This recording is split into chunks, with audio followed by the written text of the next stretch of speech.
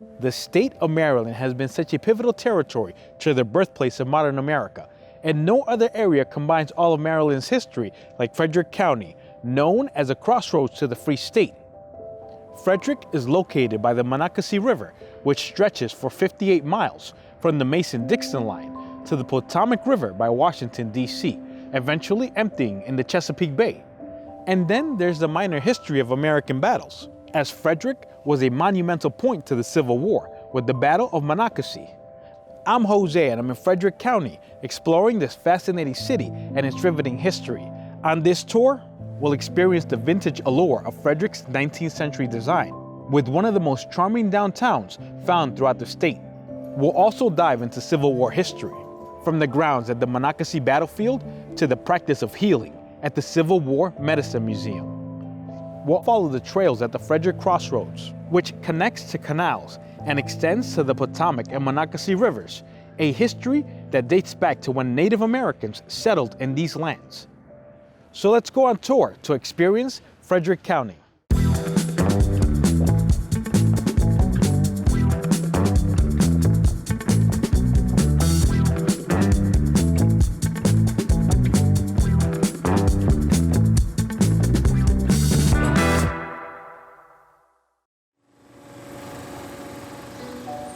As the leaves of autumn descend, we find ourselves in Western Maryland, at an area that connects to the different stories of the state, from its crossroads to the famous bay and railroad history. The area has played a major role in the development of the state.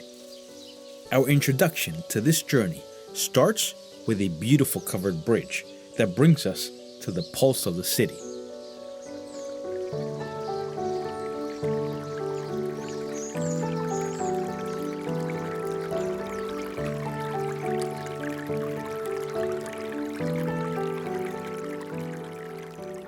The city of Frederick, known as a hub of commerce, culture, and art for the county.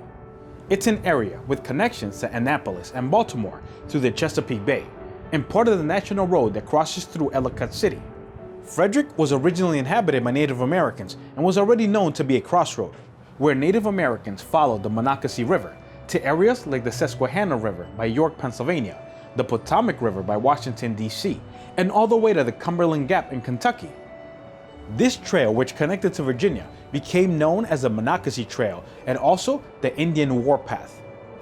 That same trail was later used by Europeans as they settled in the area.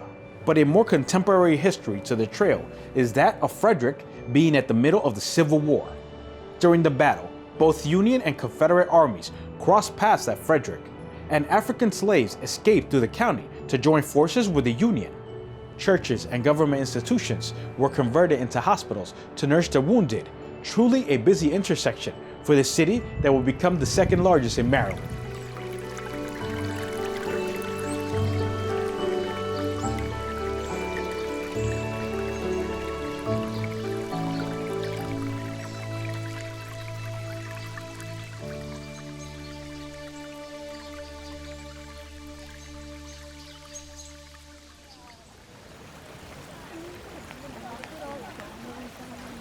The history of Frederick begins when the 6th Lord of Baltimore, Frederick Calvert, offered free land to anyone willing to settle in the Monocacy River Valley. And since then, the county became the largest in size for the state of Maryland. We walk past a statue of Bernard Craig, a Frederick native and pioneer of saltwater fly fishing. The monument captures Bernard in his favorite element, overlooking the lake, which leads to the middle point of Baker Park. So getting into Baker Park, you have to cross over Carroll Creek, and this beautiful cast iron suspension bridge is over 100 years old. It gets us right into the park.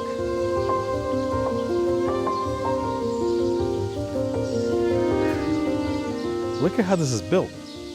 It was reassembled here in this location in 1929. And Frederick saw these grounds as part of their industrial growth. During the 19th century, it was an area famous for its markets and goods, becoming a leader in industries such as mining, the production of marble, gold, copper, and iron. But these wins echo a new story to the area as locals embrace the walking paths laid out along the park.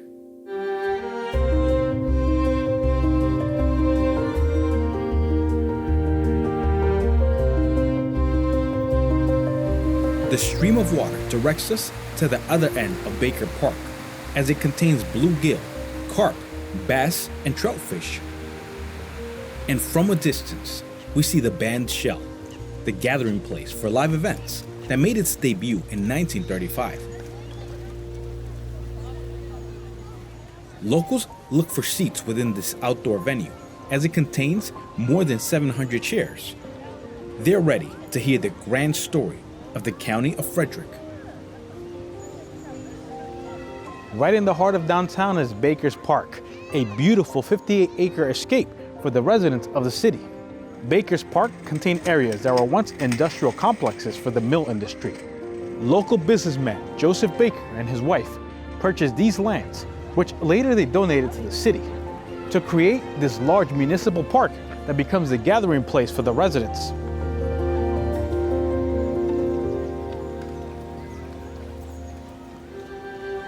Baker Park added a new element of community to the city of Frederick when Baltimore architect R. Brooke Maxwell planned out the landscape of the park in 1926. And the residents of Frederick take to the outdoors, jogging by the Carroll Creek spillway, where it drains and directs the flow into the city.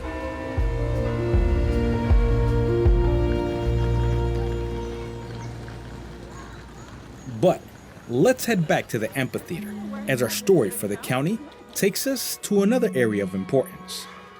The Monocacy River, which Frederick Calvert championed the free land, filling the area with German descendants who migrated from Pennsylvania, followed by British, Scottish, and Irish settlers, birthing the early days of the county.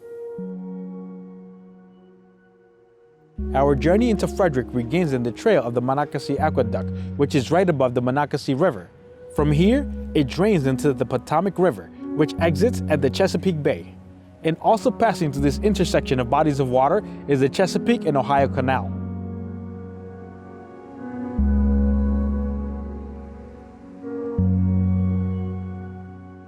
As I take a walk towards the aqueduct, I come across the ruins of the Monocacy Village's granary, the storage facility which contained a passageway for the boats. And we find ourselves in front of the beautiful aqueduct, the largest aqueduct along the Chesapeake and Ohio Canal, where visitors walk along the historic trail.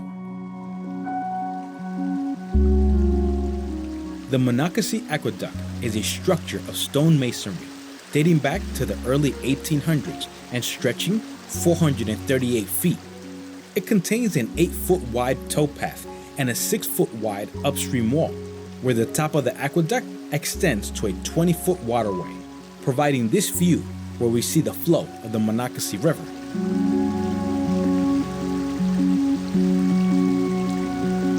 The aqueduct was constructed to carry the waters of the Chesapeake and Ohio Canal across major water tributaries that drained into the Potomac River. This structure is built to last and is one of the few that's well preserved. It's the little things. As time passes, this seems like a simple invention, but if you think about it, when it was first created, it was a breakthrough. During the Civil War, the purpose of the canal shifted as Confederate General Daniel Hill felt that destroying the aqueduct would be more impactful to the resources of Union soldiers in Maryland. And this image is a look at the aqueduct's past.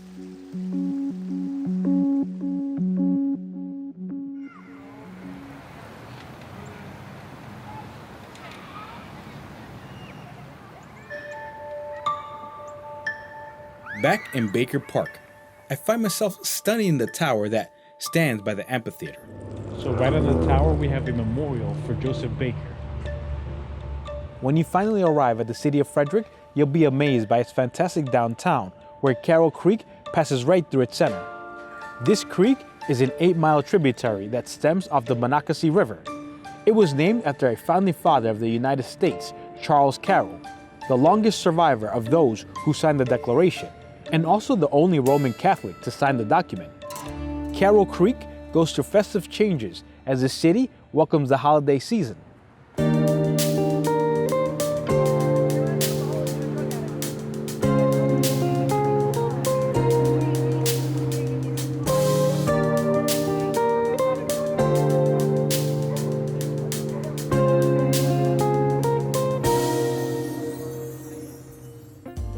This is Carroll Creek, right through the city. It's beautiful. It really brings the city to life, especially around the holidays. This tradition has been going on for over a century. The city of Frederick celebrates the Winter Solstice with the beautiful boats that are put on display in the city's downtown. Frederick was laid out in 1745 under the name of Fredericktown in honor of Frederick Calvert, and the downtown became this vibrant meeting point to attract tourism, as it's often called the historic and hit center of the city. The fascinating boats line up Carroll Creek with some of your favorite pop culture references, from Lego characters to Linus from the Charlie Brown comic strip.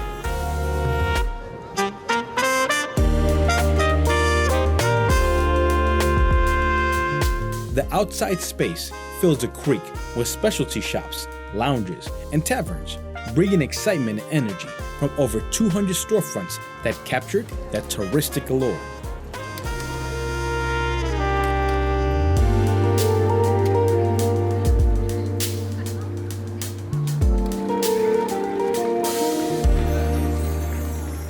In its early days, Frederick became an agricultural trading point and manufacturing center, where German and British settlers purchased the lands for farming, eventually propelling Frederick to become the largest wheat producer in the United States. The boats that we see on display are more than decor, as they attract visitors for the purpose of fundraising. The donations support local charities. This is the same creek that passes by Baker's Park. The creek flowing through the downtown began as a flood control project in the 1970s, lining up the pedestrian paths with red brick to revitalize this commercial center. And during the Winter Solstice, the downtown receives thousands of visitors.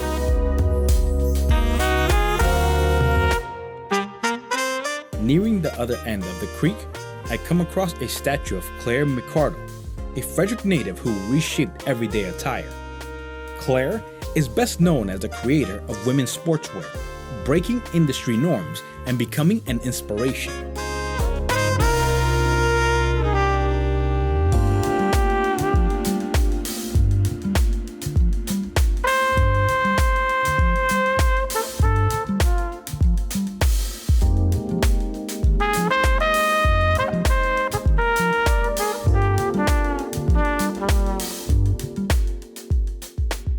The city of Frederick is the second largest city by population in the state of Maryland, and its historic architecture gives the city a touristic allure.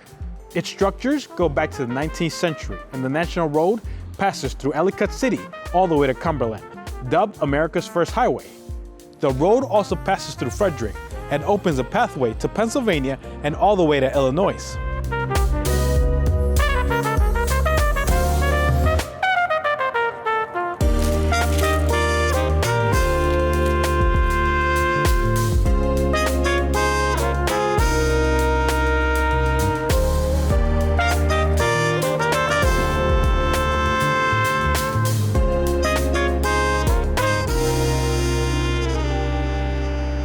This giant adventure brings up an appetite, and my go-to food when traveling is pizza. Frederick has a pizzeria that pays homage to Chicago's deep dish.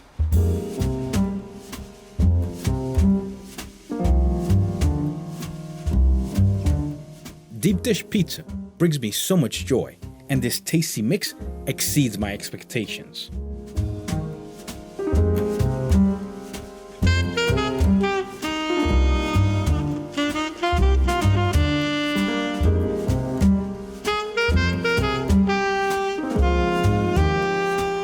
The historic downtown of the city of Frederick is one with a rich past, where it became a key city and connecting point between eastern colonies and the western expansion. Thomas Jefferson felt it would be a bridge to the new Louisiana Purchase, which opened up access to the Midwest. The downtown is a colorful portrait of an American Main Street, with specialty shops lining up the sidewalks.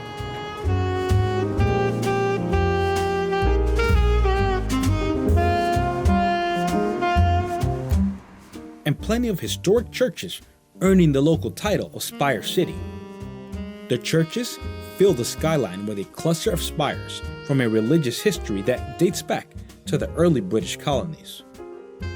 The art district has created a reputation for the city, being hailed as one of the most diverse in the nation, winning numerous awards for innovative design and forward-thinking concepts, including an International Coda Award for its outdoor and public arts.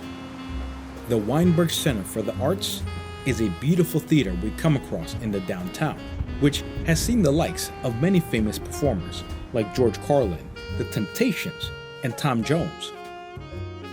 At the entrance to the courthouse is a statue of John Hanson, a native to the nearby Port Tobacco Village, who was an American founding father and elected as the first American president while the country was still charted by the Articles of Confederation. As I slowly walk and admire the brick layout and beautiful design of the courthouse, I begin to fully understand the importance of Frederick and its many roles throughout America's history.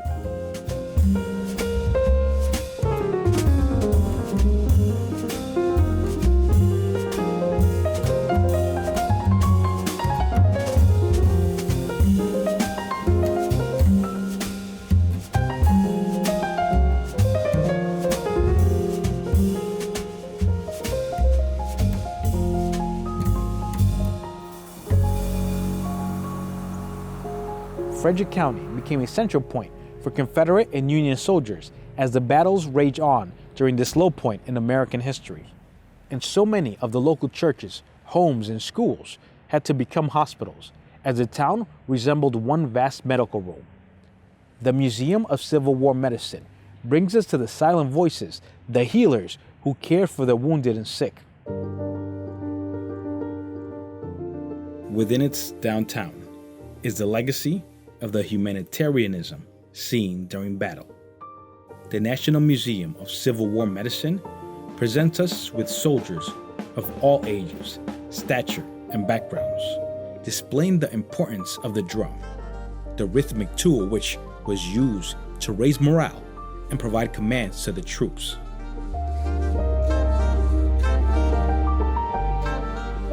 This museum showcases the graphic details of the bloody war that took place in the streets of Frederick, where more than 5,000 soldiers were killed. Each room is filled with reenactments of the heroes who tended to the wounded. The demonstration of ethics and caring educates the visitors of the medical challenges these healers face and the ones who were heroes in the forefront. Heroes like Clara Barton, founder of the American Red Cross, who was inspired by her work during the Civil War. She was dubbed the Angel of the Battlefield. It was during this time where her life story took her on a path committed to helping the sick and wounded. The Union soldiers are seen singing the tunes of the battlefield as comrades and foe get medical attention. The nearby Battle of Antietam and Battle of Monocacy brought almost 10,000 wounded soldiers to the streets of Frederick, bringing the medical facilities to capacity.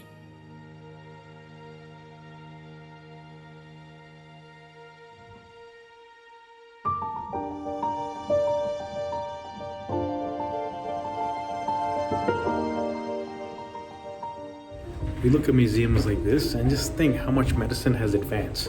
I mean, these soldiers, they had the bare basics, and we've done amazing things since the 1800s. This museum showcases more than the aftermath of the Civil War. It brings us a timeline of advancements in medicine. And walking room by room, the tones of the display shift from the wounded to amputations. 3 out of every 4 medical procedures was an amputation, lasting from 2 to 10 minutes in a high-velocity environment. A mortality rate of 26.3% under these circumstances.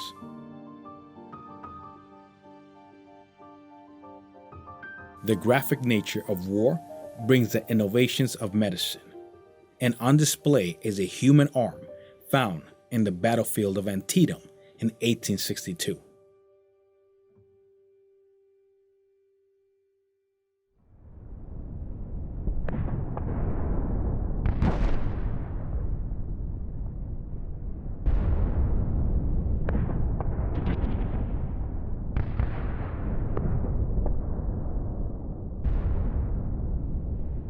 This is the field where the Battle of Monocacy took place, the battle that saved Washington, D.C. The Confederate soldiers planned on overtaking the capital and influencing the 1864 presidential elections. This battle wasn't a victory for the Union, as General Lew Wallace took on the Confederate Army led by General Jubal Early. The Union Army was outnumbered 3-1 to what seemed like a surefire and bloody defeat by the Confederate military. A lot of lives from both sides were lost during this battle, but General Wallace bought enough time for Ulysses S. Grant, future president, to gather enough troops to defend Washington. You can feel the heavy presence of the events that have taken place in this area as you walk through the tragic fields of Frederick County. Jubal Early crossed the Potomac River into Maryland on July 5th, 1864, in a path ready to take over Washington, D.C.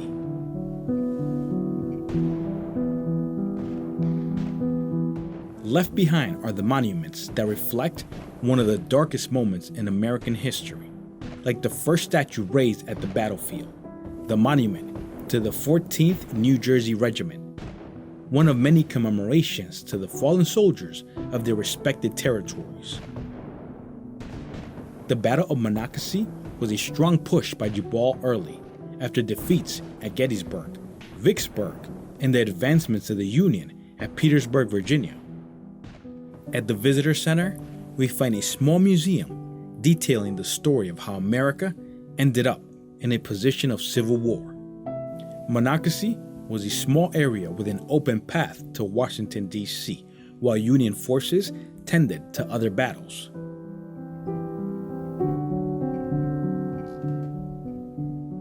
The maps displayed along the museum walls show the states that ceded from the Union, where the proximity of capturing Washington, D.C. and Baltimore would have changed the course for the Confederate Army.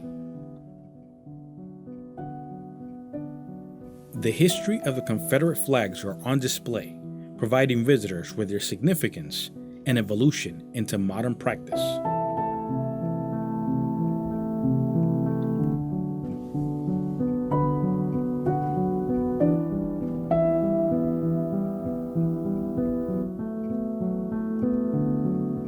As we step outside and view the battlefield from the deck, we see the posters show off the locations that became important to the Battle of Monocacy and the Baltimore and Ohio's role during the war.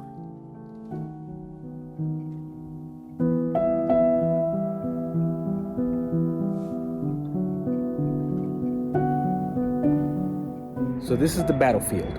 The Battle of Monocacy was a smaller war than Gettysburg, but a very important one in saving Washington.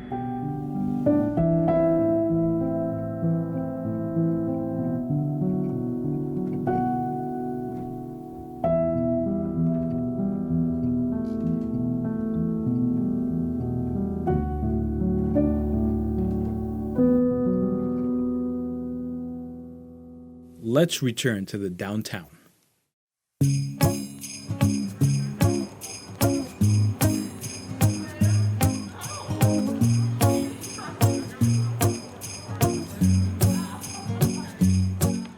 From a history of innovation to moments of tragedy, Frederick has a storybook biography of a city that becomes a pillar to Maryland.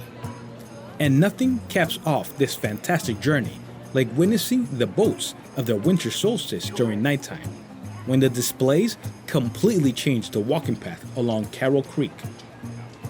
Hints of raindrops cover the red brick, enhancing the illumination of the boats from the reflection.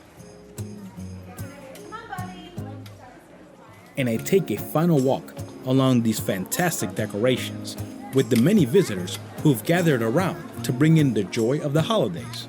Truly an adventure when you come to explore the county of Frederick.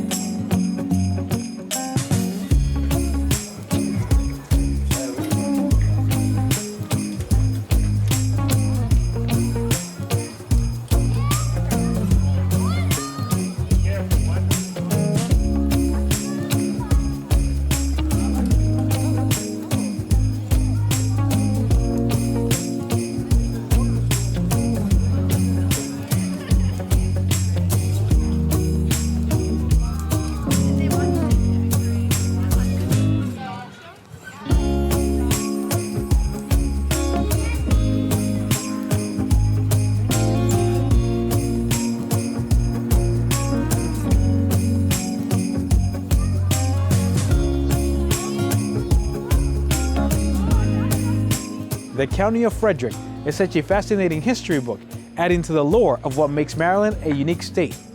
It played one of the most central roles in the further growth of America, while stepping out of the shadows of war to build upon its story.